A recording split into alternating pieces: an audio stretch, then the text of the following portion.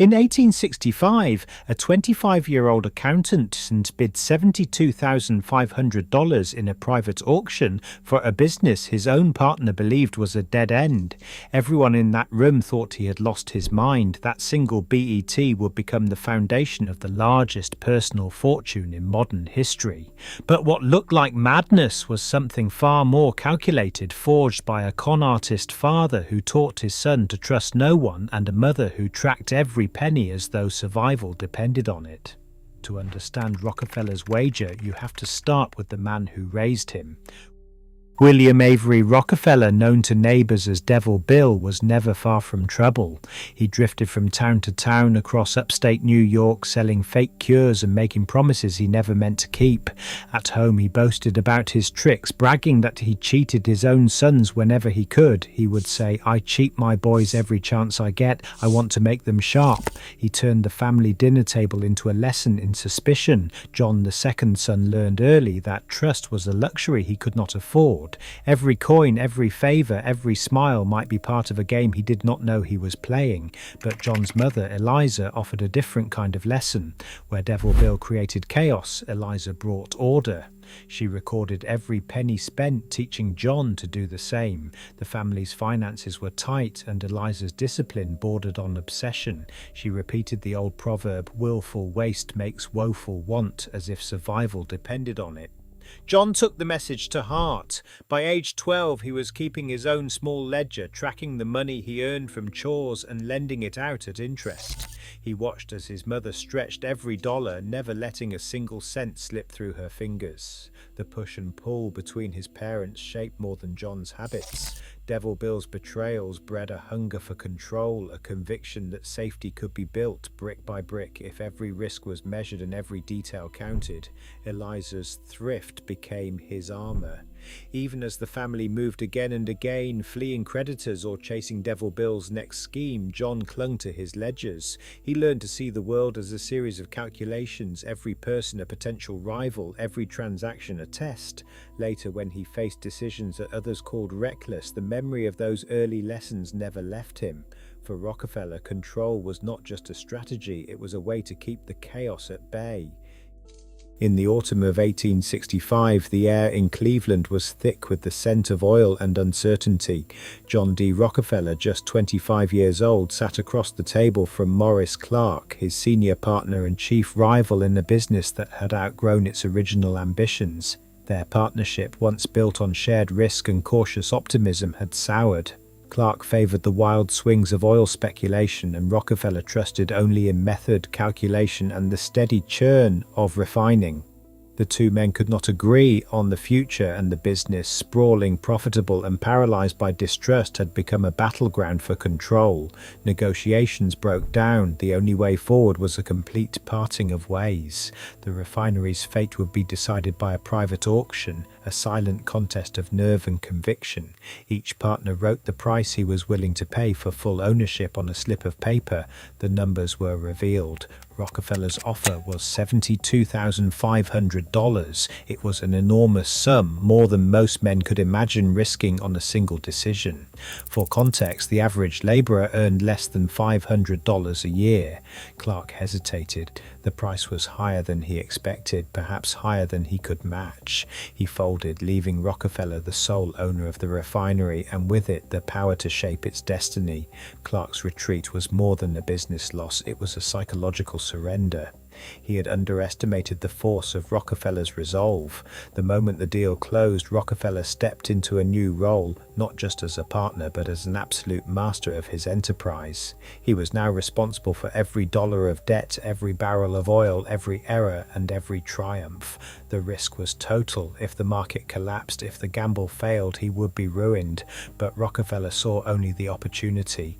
Years of watching his father's tricks and his mother's relentless discipline had forged in him a belief that control, once seized, could be made absolute. To outsiders, the move looked reckless, even mad. To Rockefeller, it was the only rational path. The world would soon learn the difference. Ledger A was more than a book, it was a discipline. After the buyout, Rockefeller began each day with its red cover open, his pen already poised. Every transaction, no matter how small, had a place in its columns. He recorded the cost of barrels, the price of solder, the wages of the men who worked the stills. Nothing escaped his attention, not a single penny spent or earned. Where others saw bookkeeping as drudgery, Rockefeller treated it as a source of power.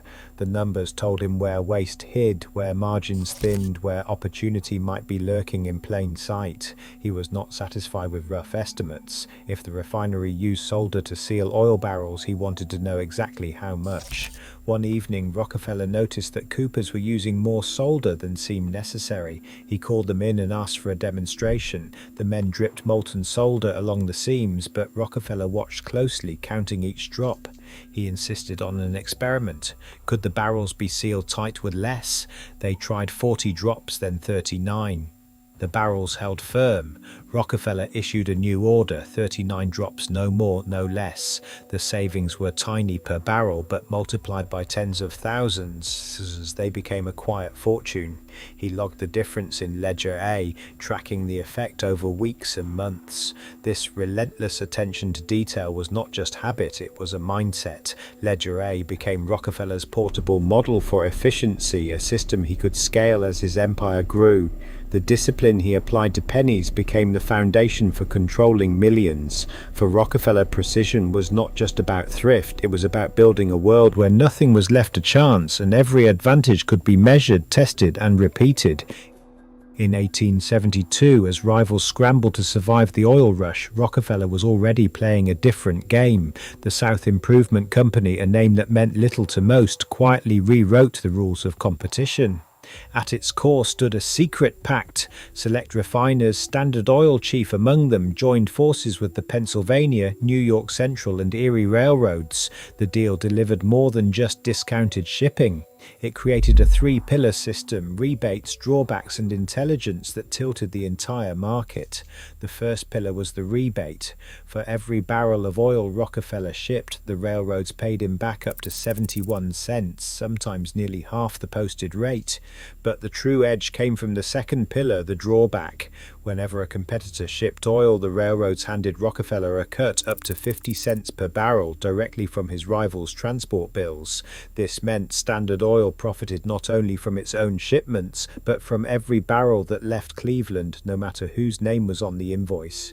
The third pillar was information. Railroads bound by contract fed Rockefeller's office precise records of every shipment, where it came from, who sent it, how much was moving. With this intelligence, Standard Oil mapped the flow of crude across the country, identifying which competitors were growing, which were vulnerable, and when to strike. The secrecy was absolute. Leaked details meant exclusion and financial ruin. Only a handful of men knew the full terms, and they guarded them with their fortunes. This system created a cost asymmetry no independent refiner could match. While others paid full fare and guessed at their rivals' moves, Rockefeller moved barrels for less than half the price and knew every competitor's next step. The South Improvement Company did not just lower costs, it weaponized them. For Rockefeller, the path from discipline to dominance was paved with contracts, rebates, and the quiet certainty that knowledge kept secret is the greatest leverage of all. Cleveland's oil district, once a patchwork of independent refineries, became a hunting ground in the winter of 1872. Rockefeller moved with a precision that felt almost mechanical. Letters sent, offers made, meetings scheduled at odd hours. In just a matter of weeks, Standard Oil secured control of nearly every refinery in the city. By the end of the Blitz, more than 20 out of the city's 26 refineries had changed hands. Most owners, facing the math of rebates and drawbacks they could never match, sold under pressure or simply surrendered. Some signed contracts in the hope of survival, only to find themselves absorbed or shut down days later. The pace was relentless. A handshake in the morning could mean a business gone by nightfall. Standard Oil's representatives arrived with ledgers in hand, offering terms that seemed both generous and final. For many local refiners, the choice was stark. Accept Rockefeller's price or face, a market where every barrel shipped would bleed money because of the secret railroad deals already in place. Resistance rarely lasted long. Rumors spread that those who refused were quietly starved of shipments or found their credit vanish overnight. The Cleveland Massacre, as it would later be called, was less a battle than a sweep. Rockefeller's team mapped each acquisition in real time, tracking the shrinking pool of independents. The city's refinery capacity fell under Standard's control in less than 2 months. For the men who had built their fortunes on oil's promise, the takeover arrived like a cold dawn. Swift, impersonal, and impossible to stop. Rockefeller, more than any other, understood the power of moving faster than doubt could catch up. Standard Oil's grip didn't end with refineries. Rockefeller understood that true control meant owning not just the final product, but every step between the well and the lamp. He began with the barrel forests, vast tracts of timberland bought outright, guaranteeing a steady supply of wood for packaging. Cooperatives, once independent, were folded into the company. Barrels rolled off Standard's lines by the thousands, each built to exacting standards, each cost measured down to the last nail. Small refiners who relied on outside suppliers now found themselves waiting for shipments that never arrived or paying prices that climbed with each passing month. Chemicals were next. Standard quietly acquired plants that produced sulfuric acid, caustic soda, and other vital ingredients for refining. Even the glue used to seal barrels became a Standard Oil asset. Every input, every tool, every scrap of material was either owned outright or locked up in long-term contracts. For rivals, it was like breathing through a straw. Each day a little more air was squeezed out of the room. Supply vendors who once served the whole industry were absorbed or cut off. Some were bought at generous prices, others simply outbid or driven into bankruptcy. The message was unmistakable. If you wanted to refine oil in Cleveland, you did so on Rockefeller's terms or not at all. Competitors who survived the first wave of buyouts now faced a new reality, a market where the basics of doing business were rationed and Standard Oil held the only keys to the warehouse. This was more than market share, it was a logistical siege, executed with the patience of someone who believed that every detail mattered. Rockefeller's vision extended beyond the visible empire. He was building a system where rivals would suffocate, not from a single blow, but from a slow, methodical deprivation of everything they needed to survive. In 1902, a series of articles began to appear in McClure's magazine, each one signed by Ida Tarbell. Her name was not yet famous, but the impact was immediate. Week by week, Tarbell laid out the hidden mechanics of Standard Oil's rise. Its secret deals, its pressure on rivals, its quiet grip on railroads and supply lines. What had been rumor became record. Tarbell's reporting drew from court documents, interviews with former partners, and the ledgers of men who had been forced out or bought up. She tracked the paper trail with the precision that rivaled Rockefeller's own, exposing how Advantage was built through layers of secrecy and leverage. By the time her serialized investigation reached its midpoint, the magazine's circulation had soared past 300,000. Readers across the country pored over each installment, eager for details of the man behind the empire. Tarbell's words gave shape to anxieties that had simmered for years. She described not just the business maneuvers, but the psychology that drove them, the relentless discipline, the hunger for control, the cold logic that could look like genius or madness depending on where you stood. Rockefeller, once a distant figure, became the subject of dinner table arguments and editorial cartoons. Tarbell's work did not simply inform, it provoked. Lawmakers demanded hearings, ministers thundered from pulpits. For the first time, the inner workings of Standard Oil were not just the concern of Wall Street or Cleveland's business elite, but a national scandal. Tarbell's investigation turned private power into public outrage, and in doing so, she forced a new reckoning with the costs of ambition. The man who had built his fortune in silence now found himself the object of very public scrutiny, his every motive and method up for debate. By the end of the 19th century, the cost of relentless ambition began to show on Rockefeller's body. The man who once strode through Cleveland's oil district with quiet certainty now moved with a stiffness that had not been there before. His hair, once neatly parted, vanished almost overnight. Alopecia left him completely bald, scalp, eyebrows, even his eyelashes gone by the late 1890s. Doctors and journalists speculated about the cause, but those who knew Rockefeller understood it as the visible price of years spent under siege by rivals, by the press, and by his own standards. Public sightings of Rockefeller became rare. When he did appear, people whispered about his gaunt frame and the strange ritualistic simplicity of his meals. He ate little more than crackers and milk, sometimes a spoonful of rice or a cup of weak tea. These were not the habits of a man enjoying his fortune. They were the routines of someone who believed that control over his body, his business, his fate could keep disaster at bay. Each meal was measured, each bite a reminder that excess, even in food, was a threat. Medical observers noted his pallor and the nervous energy that seemed to animate him even in stillness. Rockefeller's physicians prescribed rest and travel, but he rarely listened. Instead, he counted calories as carefully as he once counted barrels. He tracked his weight in notebooks just as he had tracked every cent in Ledger A. The same discipline that built Standard Oil now fenced in his daily life, narrowing his world to a handful of safe foods and routines. In public, Rockefeller dismissed questions about his health with a practiced smile.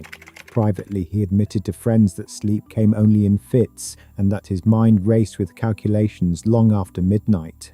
The discipline that once looked like genius now revealed its cost, not just in lost hair or hollow cheeks, but in the shrinking boundaries of a life lived under constant pressure. For all his control, Rockefeller's body became the final ledger, a record of what relentless vision can demand and what it can take away. Every era still questions the sanity of those who see farther than most. Today, as markets reward conformity and punish risk, true vision often wears the mask of arrogance or delusion. But history shows that progress rarely comes from consensus. The line between madness and foresight remains razor thin, and what we dismiss as reckless today may define the world we inherit tomorrow. What risks do we mistake for folly now?